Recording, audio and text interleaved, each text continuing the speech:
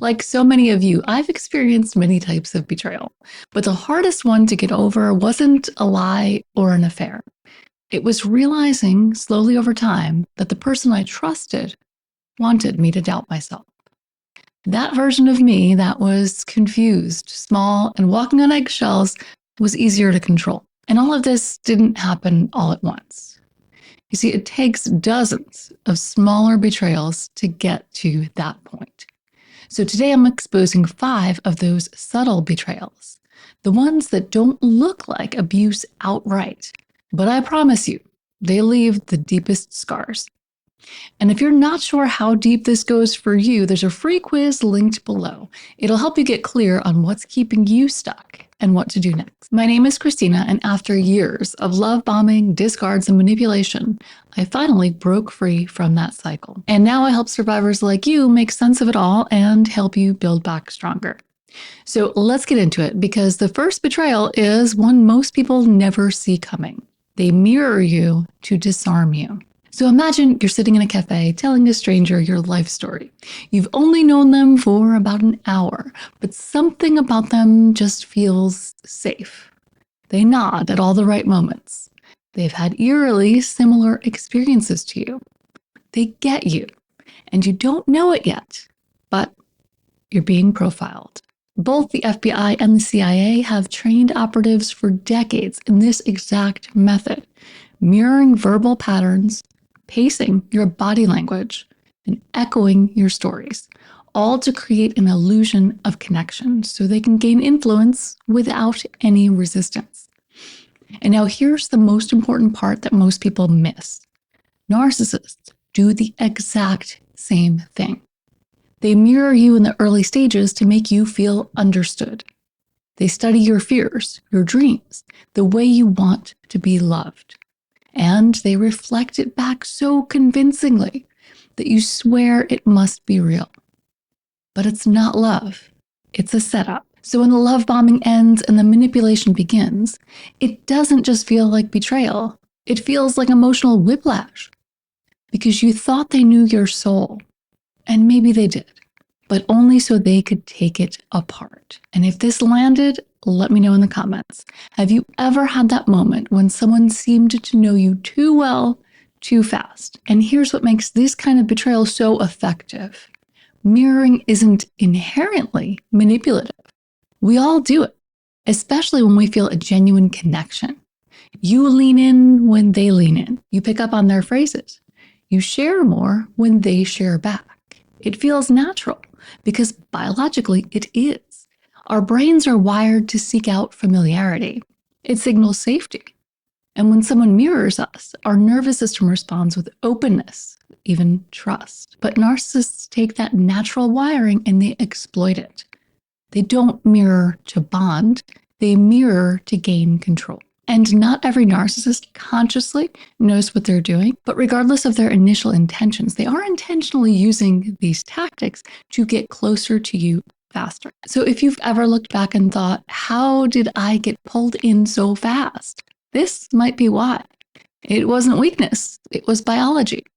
And someone used it against you. So now let's get to hidden betrayal number 2. They weaponize your empathy. In the movie Gone Girl, there's this eerie shift that happens. The wife, Amy, spends the first half of the movie convincing you that she's the victim. You see her husband as cold, and she has been betrayed. And then she disappears. And of course, you really feel for her. Then the twist hits. She's been orchestrating everything. And suddenly, you're not sure what's real anymore or who the victim actually is. And that's the power of this type of manipulation that we're talking about right now. The narcissist doesn't demand your sympathy. They seduce it. And that's exactly how they weaponize empathy. They don't beg for compassion. They drop little hints and they share just about enough of their trauma to get you leaning in so that you try to be different. So that you start justifying things you wouldn't normally accept. Not because you don't see the harm, but because you feel for them. And when your empathy is strong, it can really start working against you. And there's a name for what happens here. It's often called a codependent empathy loop. And it's what happens when your compassion keeps pulling you back in, even when the relationship is harming you. You feel responsible for their pain, and you feel guilty for even thinking about protecting yourself. And the more they lean in on that pain and maybe drip out stories of their past, of their trauma, or how misunderstood they are, the harder it becomes to hold them accountable, especially if you've been through trauma yourself, because you know what it feels like to be dismissed. So when they show you that wounded part of themselves, your first instinct is to prove you're safe, that you will love them better than anyone else ever has. And that is exactly how this trap works. They don't have to ask for your empathy. They know you'll offer it freely because that's who you are. But narcissists don't share pain to connect. They share it to create obligation. They'll use it to pull you closer, to guilt you into staying, and to flip the narrative anytime you try to hold them accountable. And whenever you need empathy, and eventually you will, suddenly you get silence, or somehow it's your fault. There's something wrong with you. And because you've played the role of the strong one for so long, it makes it really hard to leave. Not because you don't see the damage, but because leaving makes you feel like you're the bad guy, like you're doing to them what everyone else did. But here's the truth. If staying means abandoning yourself, that is not love. So let me know in the comments if you've been there.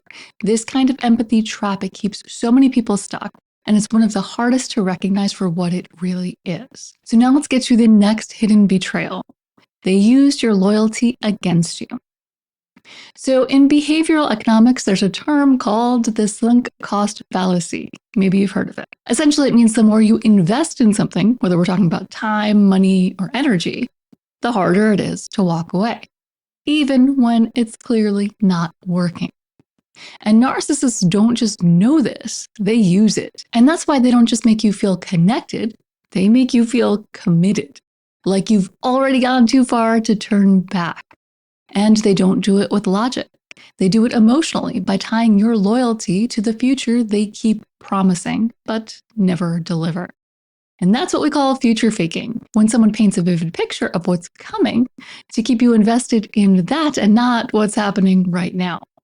So they'll talk about maybe moving in together or some dream vacation, or how things will finally be better once we get through this stressful time. And you hold on because you feel like you're right there. You're so close. You've already come so far, and you don't see that you're not getting any further. Instead, you're likely to look backwards at how much time you've already invested. And that's the trap. They get you to bond with the potential so you'll overlook the pattern. And then when things go wrong, they remind you how far you've come. They'll say something like, don't throw all this away, or after everything we've been through. So now you're not just staying for the future. They've made the past feel like proof that you should keep going. And with this tactic, they don't just hurt you. They train you to explain it away in the name of love or hope or growth. So if you're blaming yourself for not leaving sooner, take a second look. You weren't naive. You were being conditioned. And the only thing you did wrong was to believe someone who never meant to follow through. So the next hidden betrayal we're talking about today is they redefine words to confuse you. So a lot of people have read this novel, and if you haven't read it, you've probably at least heard about it. What I'm talking about is 1984 by George Orwell. So in this book, George Orwell imagined a world where the government didn't just control people with violence or laws. It controlled them by changing the meaning of words. Citizens were made to repeat slogans like war is peace and freedom is slavery, not because they believed them at first, but because repeating them often enough eventually broke down their resistance. And the goal wasn't to inform, it was to confuse. Because if you can change what words mean, you can control how people think. And once you control their perception, you don't need to force anything. You've already won. And narcissists do something eerily similar, but instead of targeting an entire society, they just target you. And they don't scream. They don't always gaslight in obvious ways. Instead, they subtly shift the meaning of key emotional words until you can't trust your own definitions. So love starts to mean sacrifice. Respect means obedience. Boundaries become rejection. And loyalty is always going to mean your silence. So at first, these changes are so small, you barely notice them. They say things like, if you really love me, you wouldn't need space. Or, I just want to feel respected, even though what they're really asking for is control. And over time, these redefinitions start to wear you down. And you find yourself questioning what you know is normal. And you wonder if setting boundaries is actually selfish. You start defending yourself for things that shouldn't need defending at all. And it's not just manipulation, it's linguistic erosion, a slow breakdown of shared meaning that leaves you feeling isolated, second guessing yourself, and ultimately emotionally exhausted. Because once they can control the language, they control the rules. And once they control the rules, they can always make you feel like you're in the wrong. And that's what makes this betrayal so hard to explain to other people. It's not that you were yelled at or threatened. You were just slowly trained to accept that love means giving everything away. And if this part of the video resonates with you, I go much deeper into how narcissists twist words like love, loyalty, and respect in a video that I will link to right here. And you'll start to see just how many of their reasonable requests were really setups for control. So another really deep yet very hidden betrayal we're going to talk about today is when they break the mirror you use to see yourself. So whether we like this or not, part of how we understand ourselves comes from feedback, especially in close relationships. So I'm not just talking about compliments or criticism, but the way someone looks at you, responds to you, maybe mirrors you emotionally. When that feedback is consistent and honest, it helps you build a healthy sense of self. But when that feedback is distorted or manipulative, it chips away at your identity. And narcissists don't just disrupt that feedback loop, they twist it. So you're constantly being reflected through their projections, moods, and shifting expectations. So one moment you're amazing, the next you're too much. You speak your mind and they call you dramatic. You shut down and they accuse you of being cold. And over time, you stop checking in with yourself and start trying to read them instead. And that's the final betrayal. They leave you unable to tell whether your reactions are valid because the mirror you were using to understand yourself was never clear to begin with. And this doesn't just create confusion, it creates shame. Because now you're not just asking what happened, you're asking, what's wrong with me? But the problem wasn't you. It never was. The problem was that you were trying to find yourself in someone who was never showing you a real reflection. So these 5 betrayals are so powerful because they're hard to name and even harder to prove. They don't look like harm on the surface, but beneath the surface, they rewire your brain, rewrite your story, and slowly convince you that the problem was you. And that's why healing starts by calling it what it was. Not love, not growth, just a dysfunctional relationship. So if this video helped you put words to something you felt but couldn't quite explain, share it with someone who's still untangling the impact. And when you're ready for the real gut punch, the one that finally explains that awful feeling you couldn't name, watch this next video on the biggest red flags no one talks about. But before you go, make sure to hit that like button if you haven't already, and I will see you again soon.